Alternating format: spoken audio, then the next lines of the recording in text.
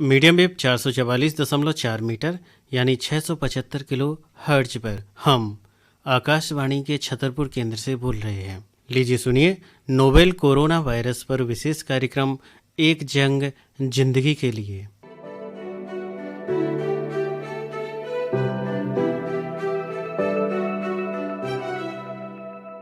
कार्यक्रम सुनने वाले सभी श्रोताओं को रविंद्र प्रजापति का नमस्कार। देखिए, छोटी छोटी सावधानियां हैं जिन्हें आपको ध्यान में रखना है, क्योंकि अगर कोरोना से लड़ना है तो हम यूं ही सुस्त अवस्था में नहीं रह सकते। हमें थोड़ा तो जागरूक रहना पड़ेगा। जैसे छोटी छोटी बातें हैं कि जब आप घर से बाहर जाते हैं तो मुंह पर मास्क लगाइए, तौलिया हो तो तौलिया से अपने सर को ढकिए, मुंह कवर करके रखिए। जब भी किसी से हम बात करते हैं या किसी से मिलते हैं तो सोशल डिस्टेंस यानी फिजिकल डिस्टेंस का हमें पालन करना है, जिसमें 2 से 3 मीटर की दूरी हमें बना के रखनी है। और देखिए, आप लोग रूमाल का भी उपयोग करते होंगे, तो रूमाल है या फिर आप जो कपड़े पहन के बाहर जाते हैं तो और जब आप वापस घर आते हैं तो उनको कृपया हल्के से गर्म पानी में उन कपड़ों को डालिए। जब भी बाहर से आते हैं तो सीधे आप घर के अंदर मत जाइए, पहले घर के बाहर अपने हाथों को धुलिए, हैंड सैनिटाइज कीजिए, और जो आपने जूते पहन रखे हैं उनको कृपया घर के अंदर ना ले जाएं, क्योंकि अगर किसी को कोरोना वायरस है और उसने सड़क पर थूका हुआ है और आपके जूता चप्पल वहाँ पर पड़ गए और आप जब घर जाते हैं तो ये कोरोना वायरस आपके जूता चप्पल के माध्यम से घर में प्रवेश कर जाएगा। इसलिए आपको जूते चप्पल बाहर ही उतारने हैं। कुछ नहीं है तो धूप में रखे रहने दीजिए कम से कम 24 घंटे। अगर आपको लगता है कि आप किसी संदिग्ध व्यक्ति के संपर्क में आए हैं तो कृपया बाहर से लौटने के बाद पूरा स्नान करें। इसके अलावा आप ये मान के चलिए कि सैनिटाइजर तो आपको हमेशा रखना ही है। जहाँ भी आपको लगता है कि आपने किसी संदिग्ध चीज़ को छुआ है, आप कृपया सैनिटाइज कीजिए अपने हाथों को। इस चीज़ को आप आदत में डाल लीजिए। और सैनिटाइजर नहीं भी है तो जहाँ संभव हो आप बार बार हाथों को साबुन से धुलिए। कोशिश कीजिए कि आप ज़्यादा लोगों के टच में ना रहें और अनावश्यक रूप से आप यात्रा ना करें। घर में रहेंगे, सुरक्षित रहेंगे। इन छोटी छोटी बातों का पालन कीजिए, तभी हम इस कोरोना जैसी महामारी से लड़ पाएंगे और इसकी हम जो चैन है कोरोना की, उसको हम तोड़ पाएंगे।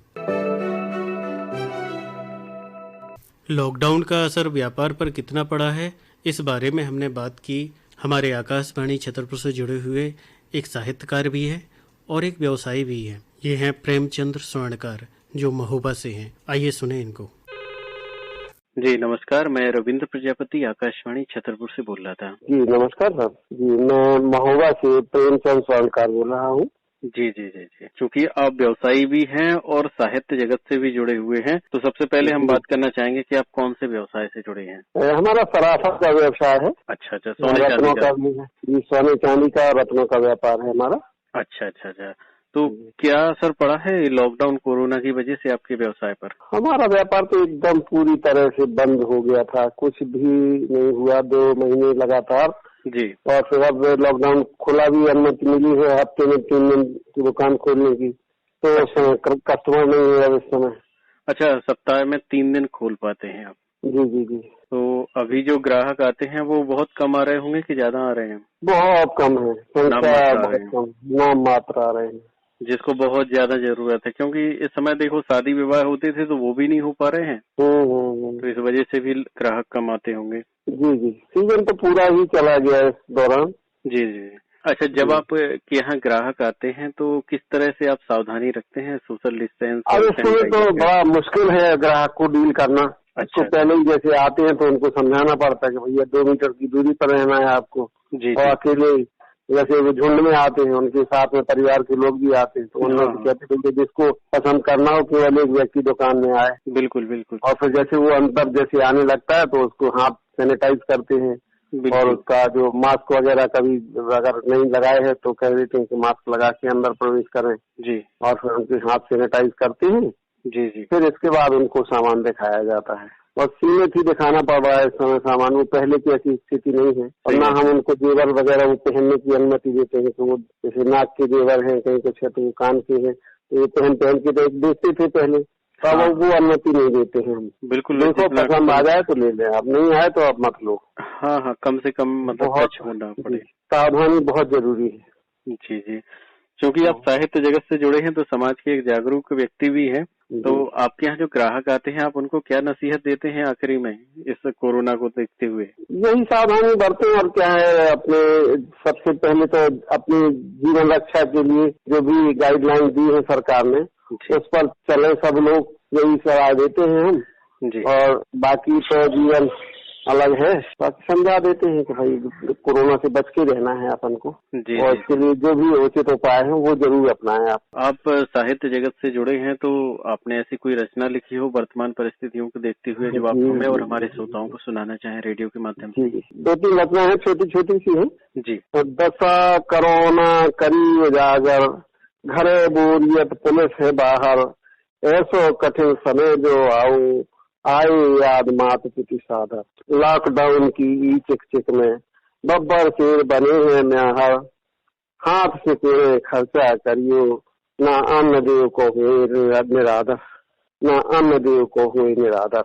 उतने ही पाँव पसारो भैया, उतने ही पाँव पसारो भैया, हो गए अपनी गिट्टी चादर, शौक कौन कीने का पाली, की को कितनो हो रहो आदर, सजग रही सजग सबई रहिए ही संकट में, सजग सबई रहिए ही संकट में, बरसत है बेमौसम पाथर, हिलमिल सबसे राने घर में, हिलमिल सबसे राने घर में, बीच गेलना फूटे गागर, बीच गेलना फूटे गागर, भजन ईश को करते ही रहिए, भजन ईश को करते ही जाने, राखे रामता विदराने, नेह नीत संयम से चलने, तब पार हुए भव सागर, ये घर में और मणि राम विराजे, ज्ञान भक्ति युत नटवर नागर, भय धन धन मात पिता, भय धन धन पितोर माता, राहत भरो नित नेह जो घर, कृपा रहे भगवान की सब पे, तो सदा प्रेम के दर से बादर। अगली रचना है,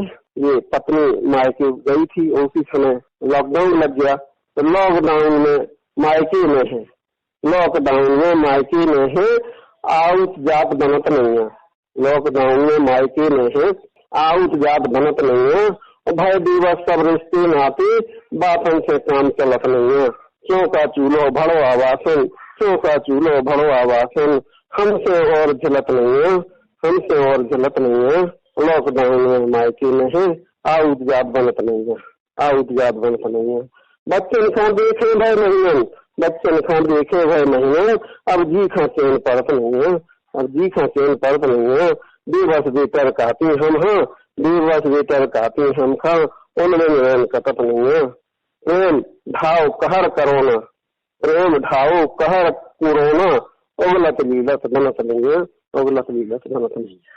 धन्यवाद। बहुत अच्छी रचनाएं थी आपकी, बहुत अच्छे विचार थे रचनाओं में, और एक जो आम समस्या है पारिवारिक, वो भी रचनाओं में आपने समाहित की हुई थी। आपने आकाशवाणी से बात की, आपका बहुत बहुत धन्यवाद। थैंक यू सर, नमस्कार। नमस्कार। अभी आप जिन्हें सुन रहे थे, ये थे प्रेमचंद स्वर्णकार महुआ से।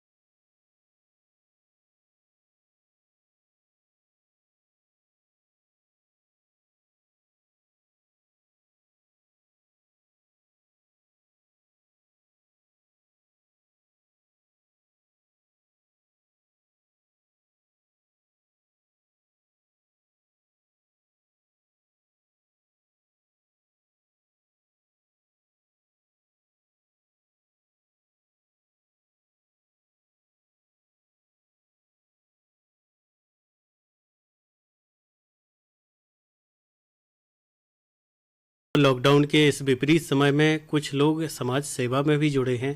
हमने ऐसे ही बात की एक समाज सेवी आचार्य रामचंद्र दास, जो चित्रकूट से हैं। आइए सुने इनको। जी नमस्कार, मैं रविंद्र प्रजापति आकाशवाणी छतरपुर से बोल रहा था। जी नमस्कार। मैं आचार्य रामचंद्र दास बोल रहा हूँ और मैं चित्रकूट में जो तुलसी पीठ है, हमारे रामानंदीय संप्रदाय का एक प्रतिष्ठित पीठ है। अच्छा। उस पीठ के जो वर्तमान आचार्य हैं जगत गुरु रामानंदाचार्य स्वामी रामभद्राचार्य जी महाराज, मैं उनका कृपा पात्र शिष्य हूँ। जी जी जी, आप चित्रकूट से बोल रहे हैं।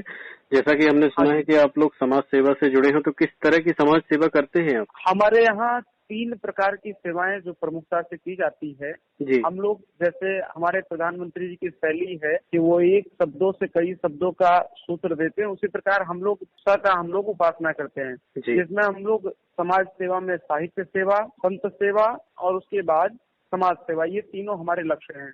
अच्छा। तो साहित्य सेवा में अब तक हमने प्रस्थानत्रयी भाष्य, जो करीब 700 वर्षों की विलुप्त परंपरा थी, उन भाष्यों को पुनः प्रकाशित किया हमने, प्रस्थानत्रयी भाष्यों को। और पूज्य जगत गुरु जी ने अब तक 211 पुस्तकों का प्रणयन किया है, रचना की है जी। तो इस माध्यम से हमारी ये साहित्य सेवा का एक संकल्प है। उसके अतिरिक्त संत सेवा के लिए यह तुलसी पीठ सेवान्यास जो है, ये हमारे संतों की सेवा के लिए हरिद्वार में एक आश्रम है, वहाँ भी संतों की नित्य सेवा होती है। और समाज सेवा के रूप में हम लोग, जो समाज का सबसे उपेक्षित अंग था वह था दिव्यांग। माननीय प्रधानमंत्री जी के आने के बाद उनको एक सम्मान मिला है, लेकिन उसके पूर्व की सरकारों ने उनको हमेशा उपेक्षित रखा जी। तो पूज्य जगत गुरु जी ने उन्हीं सबको देखते हुए करीब 1990 में एक महाविद्यालय की स्थापना की, तुलसी प्रज्ञा चक्षु बधिर उच्चतर माध्यमिक महाविद्यालय चित्रकूट में जी। और फिर उसके बाद जब देखा कि इन बच्चों की माध्यमिक शिक्षा तक हम ठीक करा पा रहे हैं, इनकी उच्च शिक्षा की व्यवस्था कहीं भी नहीं है संपूर्ण विश्व में, तब उसको ध्यान में रखते हुए और एक समाज के लिए एक नई प्रेरणा, नई पहल प्रस्तुत करते हुए जगत गुरु रामभद्राचार्य दिव्यांग विश्वविद्यालय की स्थापना की जी। और वहाँ पर अस्थि दिव्यांग और क्या कहते हैं मूक बधिर और दृष्टिबाधित, यह तीनों प्रकार के दिव्यांगों के लिए निःशुल्क शिक्षा, निःशुल्क आवास और निःशुल्क भोजन हम लोग विगत करीब 21 वर्षों से प्रदान कर रहे हैं जी। और उसके अलावा राजकोट में भी हम लोग, गुजरात में भी करीब 100 बेड का एक अच्छा हॉस्पिटल, जयनाथ हॉस्पिटल हम लोग संचालित कर रहे हैं, जहाँ पे पूर्ण निःशुल्क हम लोग इलाज करते हैं। वह भी एक समाज के लिए हम लोग कर रहे हैं। और न्यायतः वास्तविकता ये है कि जिस प्रकार गंगा जल से गंगा जी की पूजा की जाती है, उसी प्रकार समाज से जो धन हमें प्राप्त होता है, समाज वह सेवा के लिए ही देता है, वह हमारा निजी धन नहीं है। तो समाज जो गंगा जल हमें दे रहा है, उसी गंगा जल से पुनः हम समाज की सेवा कर रहे हैं। और ऐसे लॉकडाउन के समय में आप अपने चित्रकूट क्षेत्र में क्या समाज सेवा कर रहे हैं? वास्तविकता तो यही है कि भारत का सबसे पिछड़ा क्षेत्र जो है वह बुंदेलखंड है, और बुंदेलखंड में भी सबसे पिछड़ा क्षेत्र यदि हम देखें ये भारत सरकार के मानक के अनुरूप, तो वह चित्रकूट का क्षेत्र आता है। यहाँ पे आज भी गिरिवासी, वनवासी, आदिवासी, कोल, भील आदि अधिक संख्या में हैं, जिनके जीवनोपार्जन का केवल एकमात्र उपाय था मजदूरी करना और निर्माण आदि कार्यों में, और उसके अलावा वन से लकड़ियां काट करके उसको बेचना। तो ये सारे कार्य लॉकडाउन के कारण बाधित हुए और वो दैनिक कमाने खाने वाले लोग थे। तो जैसे ही ये लॉकडाउन की घोषणा माननीय प्रधानमंत्री जी के द्वारा हुई, हम लोगों ने, यद्यपि जनता कर्फ्यू से ही थोड़ा सा हमें आभास हुआ था, जैसा हमें सूचनाएं मिली थी जी। तो लॉकडाउन के जब से आरंभ हुआ तब से करीब हमने 3000 परिवारों को प्रतिदिन भोजन सुबह शाम का, और उसके अलावा चित्रकूट में बहुत सारे तपस्वी साधु संतों की भूमि रही है त्रेता युग से जी जी। कई युगों से यहाँ तपस्वी रहे, भगवान श्री राम स्वयं यहाँ पे एक तपस्वी बनकर ही आए थे जी। तो बहुत सारे ऐसे संत हैं जो वनों में रहते हैं और वन से वह किसी भी परिस्थिति में बाहर नहीं निकलते हैं। तो वह एक बड़ी चुनौती उनके सामने आई थी कि इस बीच श्रद्धालु अगर आएंगे नहीं तो उनके तक राशन नहीं पहुंचेगा। तो उन सबको देखते हुए जगत गुरु जी ने संकल्प लिया कि हम उनके तक प्रतिदिन राशन पहुंचाएंगे। तो करीब यहाँ पे 500 संतों को हम लोग पूरा राशन किट और उसके अतिरिक्त जो फलाहारी के हैं जो फलाहार लेते हैं उनके लिए पूरी फलाहार की व्यवस्था, चाहे वह साबूदाना हो, सिंघाड़ा का आटा हो, सामा हो, आलू हो, घी हो, हवन सामग्री हो। उसके अतिरिक्त जो गर्भवती महिलाएं हैं, जो मजदूर और हमारा पिछड़ा क्षेत्र है जहाँ तक शासन नहीं पहुँच पा रहा था, हमने वहाँ पे दलिया, गुड़ और भी पौष्टिक सामग्री हमने उनको उपलब्ध कराई, जिससे वह इस संघर्ष के समय में, चूंकि भारत एक ऐसा देश है जिसने हर चुनौतियों का बड़े धैर्य के साथ और बड़े उत्साह के साथ, बड़ी हिम्मत के साथ उस डटकर मुकाबला लिया है। तो हमने एक लक्ष्य माना था कि जब तक यह लॉकडाउन चलेगा, चूंकि लंबा चलने वाला था, हम सबकी भी समाज भी सहयोग करता है। जब समाज के पास नहीं होगा तो हमें कैसे देगा।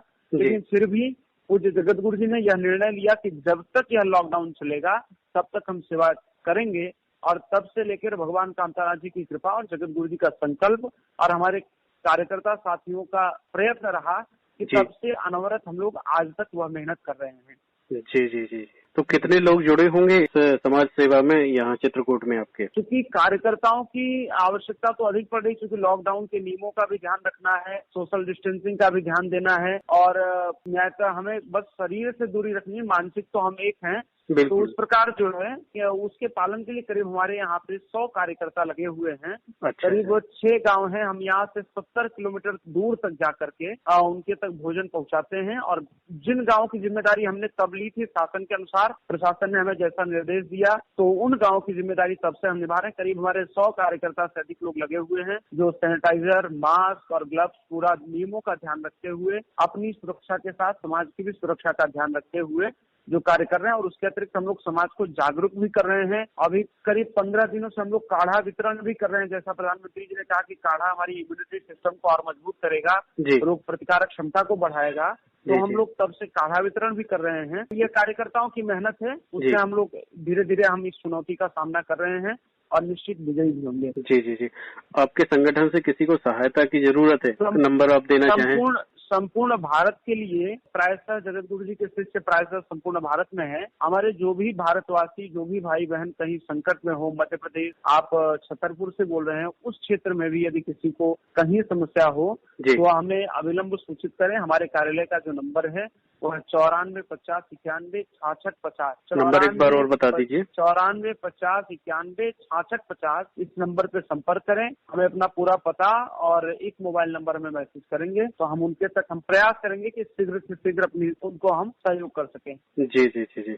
और रेडियो के माध्यम से आप समाज को क्या कहना चाहते हैं? हम यही आग्रह करेंगे कि यह एक चुनौती का समय है और वास्तव में हम लोग जो व्यस्तता भरी जिंदगी जीने के आदी हो गए थे, किसी को माता पिता के पास, अपनी पत्नी बच्चों के पास, भाइयों बहनों के पास या समाज में बैठने का समय नहीं था। तो आज देखिए, आज इस एक छोटे से विषाणु ने आज हमें हमारी पूरी जीवन पद्धति को बदल दिया है और प्रकृति भी धीरे धीरे शुद्ध हो रही। किसी भी चीज का के दो पहलू होते हैं, वह नुकसान भी होता है और उसका फायदा भी होता है। तो नुकसान तो वास्तव में संपूर्ण विश्व झेल ही रहा है और भगवान की कृपा है, यह संतों की और भगवान की भूमि है भारत। तो यहाँ पे अभी उतना नुकसान नहीं है जितना हमने अन्य देशों में देखा। यहाँ पे ठीक होने का भी हमारा ज्यादा परसेंटेज है, मृत्यु दर हमारी काफी कम है और हम लोग प्रयास भी कर रहे हैं कि धीरे धीरे अब यह समाप्ति की ओर चले। तो वास्तविकता यही है कि हमको धैर्य से इस लड़ाई को लड़ना है और वास्तव में अगर हम अभी सतर्क हो गए तो आगे यह पूरी तरह समाप्त हो जाएगा। तो जैसे हमने इतने दिन धैर्य रखा है, थोड़ा सा और धैर्य रखेंगे तो हम कोरोना से विजयी होंगे। आज संपूर्ण विश्व भारत को आशा भरी दृष्टि से देख रहा है और उसको ध्यान में रखते हुए हम इस कोरोना को समाप्त करके, इस पर विजय पा करके संपूर्ण दुनिया को एक नया रास्ता दिखाएंगे। जी जी। आपने इतनी महत्वपूर्ण जानकारी हमसे साझा की, आपका बहुत बहुत धन्यवाद। जी, आभार, प्रणाम। अभी आप जिन्हें सुन रहे थे, ये थे आचार्य रामचंद्र दास, चित्रकूट से।